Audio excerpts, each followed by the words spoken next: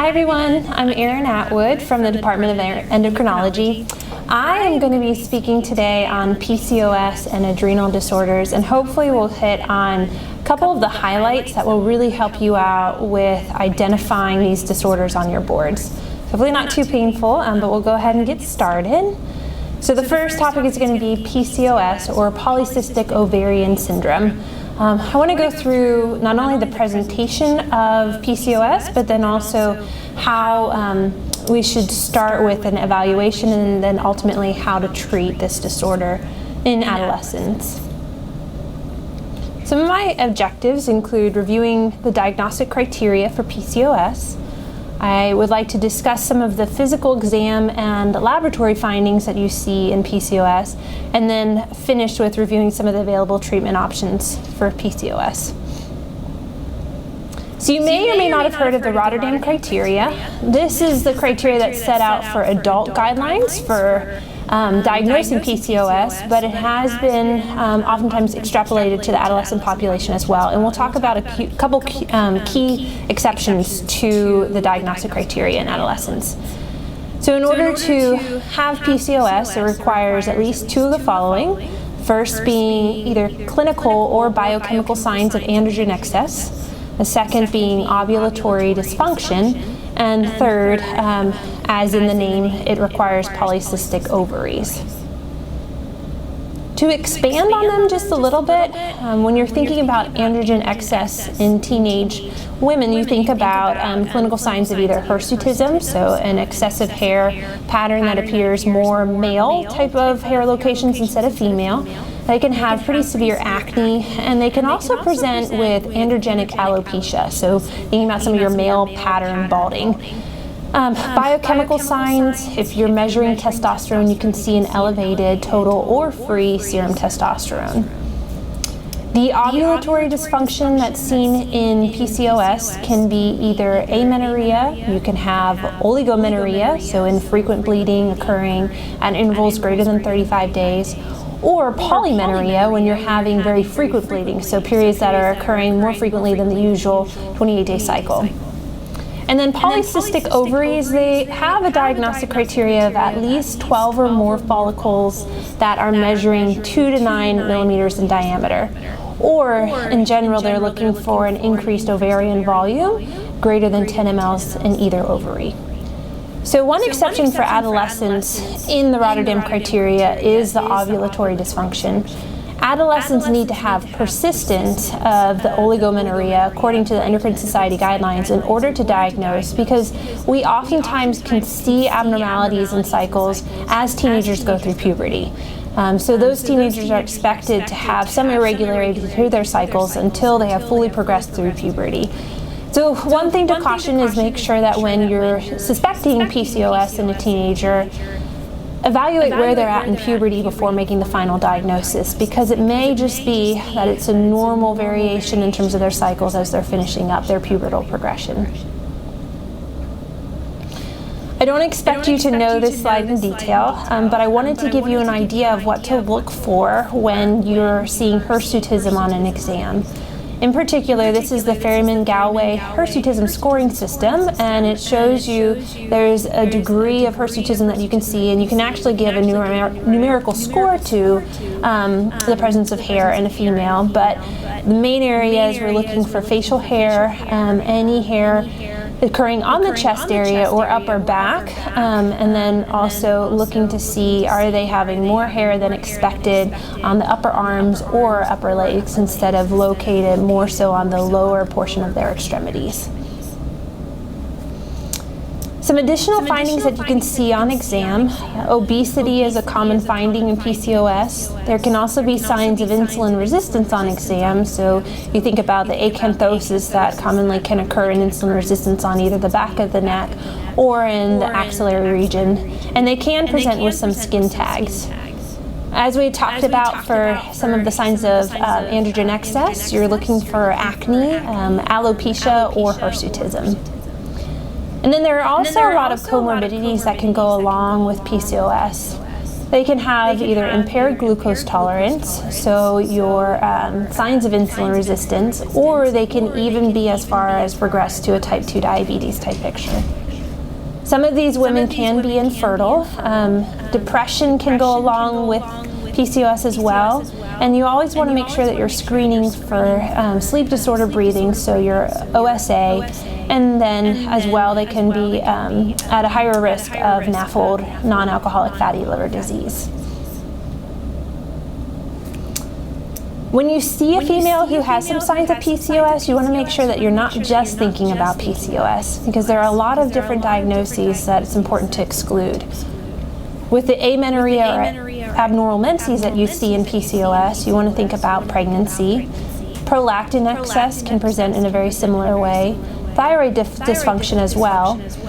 And then your primary ovarian insufficiency, or like a hypothalamic amenorrhea, can have a very similar appearance in terms of the irregularity of the menses. In females that do have signs of androgen excess, you want to make sure that you're excluding Cushing's syndrome, so an excess of cortisol, and then also your non-classical congenital adrenal hyperplasia patients. We'll talk a little bit more in detail about that in some of our later slides in this lecture. So now that you've got some signs on exam that you're considering PCOS, or you think it may be a part of their presentation of amenorrhea or oligomenorrhea, what kind of labs do you want to take a look at? So some labs to consider: if you're measuring the androgen excess, you could consider either a total or a free testosterone. A DHEAS or 17-OH progesterone gives you a better idea of what their adrenal function is. TSH excludes whether or not they have some abnormalities in thyroid production that could be leading to some of their symptoms. You want to measure a prolactin level that can lead to the abnormalities in menses, and then excluding pregnancy with either a serum or a urine HCG. The LH, FSH, and estradiol can give you a better idea of how their pubertal hormone status is and whether or not they're fully progressed through puberty or have any abnormalities in those. And then your late night salivary cortisol is going to be specific for Cushing's syndrome.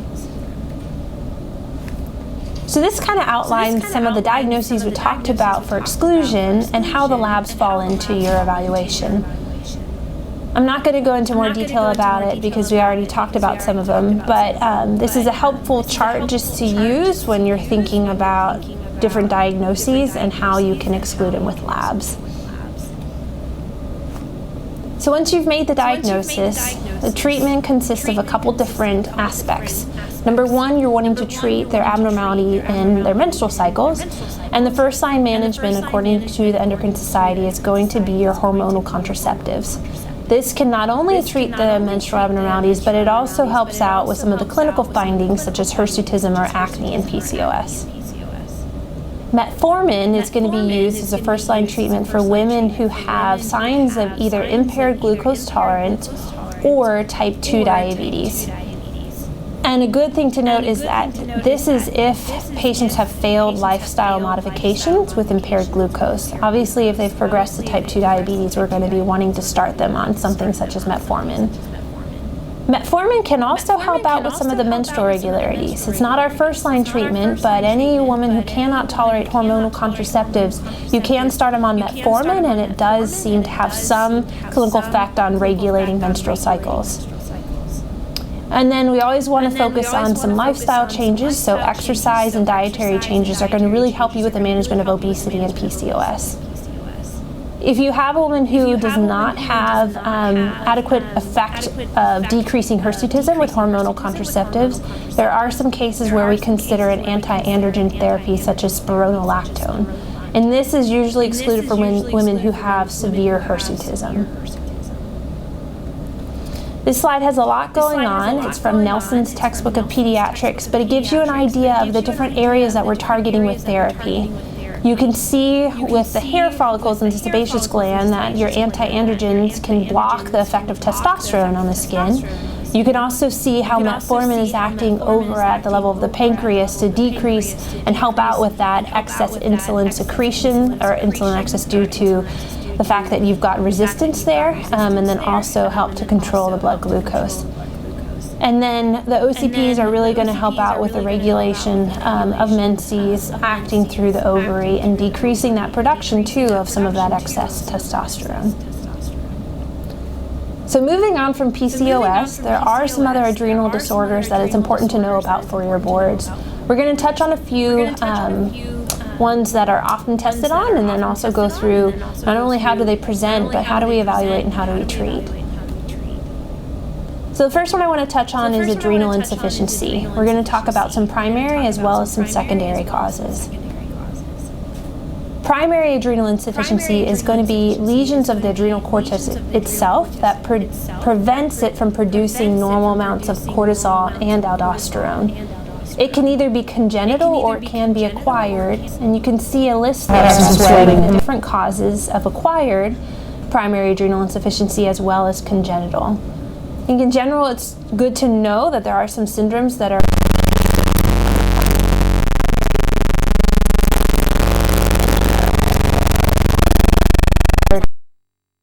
the most common that we often think about is Addison's disease, but there are some infectious diseases that can cause adrenal insufficiency as well.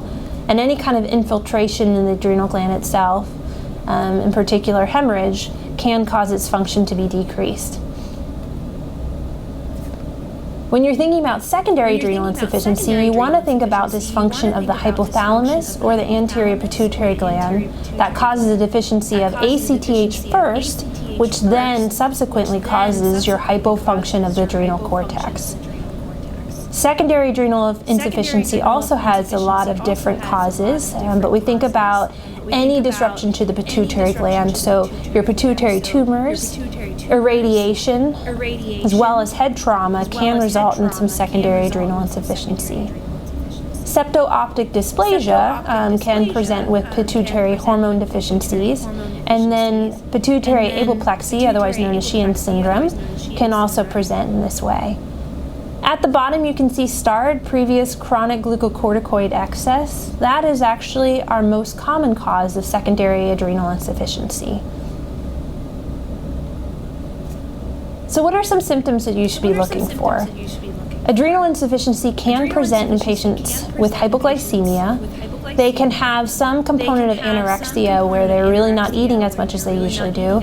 Some patients will describe nausea and vomiting, and they can have some component of orthostatic hypotension. Electrolyte abnormalities are usually only found in settings of primary adrenal insufficiency, so a problem with the gland itself. But you want to look out for either hyponatremia, so low sodium, or hyperkalemia. And then in some patients you can see hyperpigmentation. This is found in secondary adrenal insufficiency and is secondary to the ACTH excess. So moving on, another adrenal problem that's really important to know for your boards is congenital adrenal hyperplasia. We're going to talk a little bit about presentation, but we're also going to talk about how do we treat CAH in patients.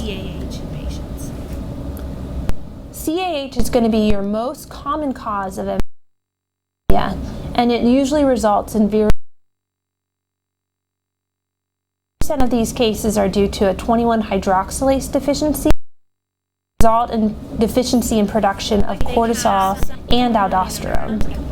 Usually this is diagnosed through a newborn screen due to an elevation in 17-hydroxyprogesterone. There are other causes that are less common, but it can include an 11-beta-hydroxylase deficiency or a 3-beta-hydroxysteroid dehydrogenase deficiency. This walks you through the adrenal hormone synthesis pathway, and you can see with the red that when you cut out your 21-hydroxylase enzyme, the production of both aldosterone, which is circled, and cortisol decreases.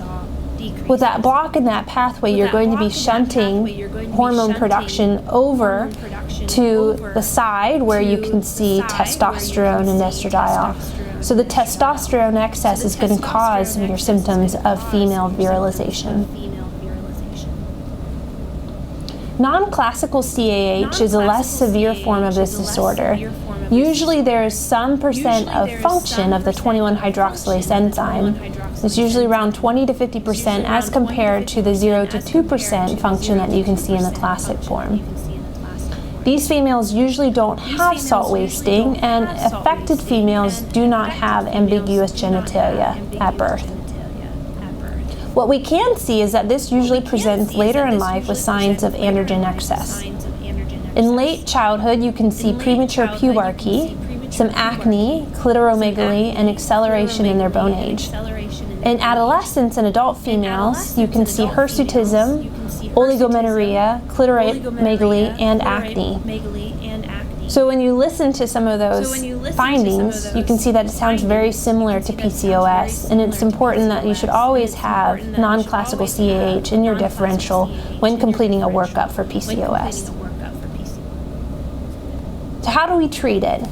In the classical form, these patients are deficient in both cortisol and aldosterone, so your glucocorticoid deficiency and your mineralocorticoid deficiency. We want to treat both, and how we target the glucocorticoid deficiency is through hydrocortisone. We recommend that patients be on a maintenance dosing, which they take 24/7 all year round. Their maintenance dosing is usually set at 10 to 15 milligrams per meter squared per day, divided in 3 doses. When these kids get sick, they do not have the ability to make the adrenal hormones to respond to the stress of illness, and they need to have an increase in their dose of hydrocortisone. Usually we recommend 30 milligrams per meter squared per day for minor illnesses, and if they're having severe illness, we bump it on up to 50 milligrams per meter squared per day. Just a quick rule of thumb, if you have a child that presents to the emergency room and you have no idea what their body surface area is, you can estimate for infants, you're going to be shooting for around 25 milligrams for a stress dose. For children, you can do a 50 milligram stress dose, and for young adults, you'll want to give them 100 milligrams.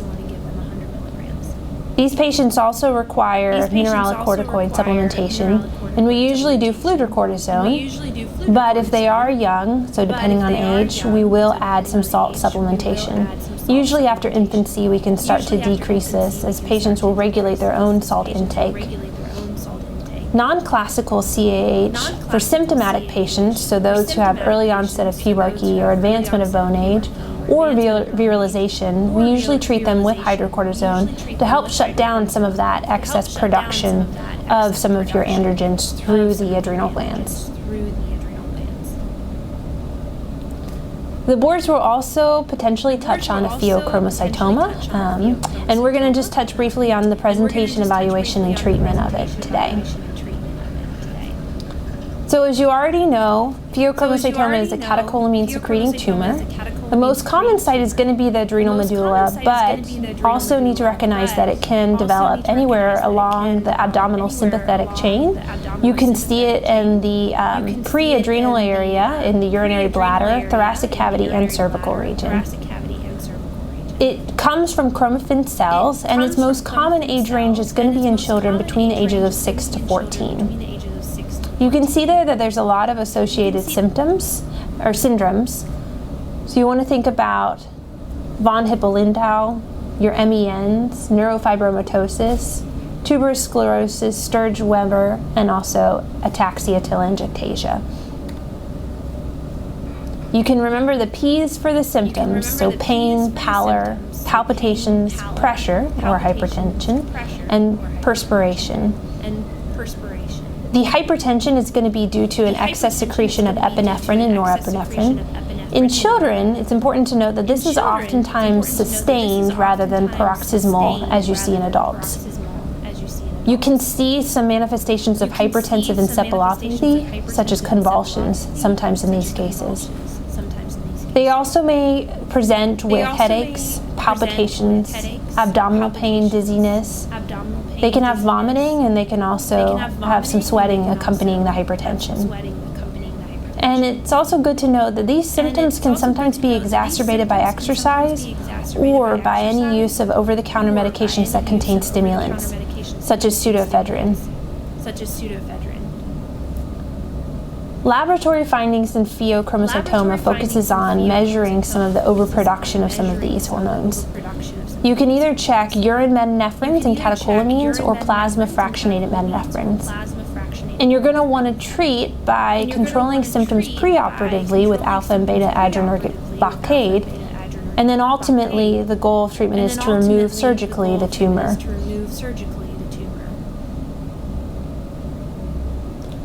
In addition to a pheo, there are a lot of different types of adrenal cortical tumors to be aware of.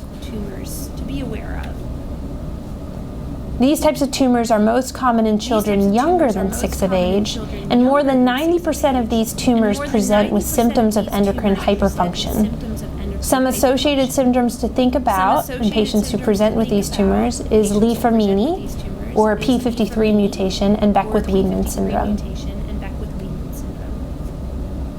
The presentation of adrenal cortical tumors is going to differ in females versus males.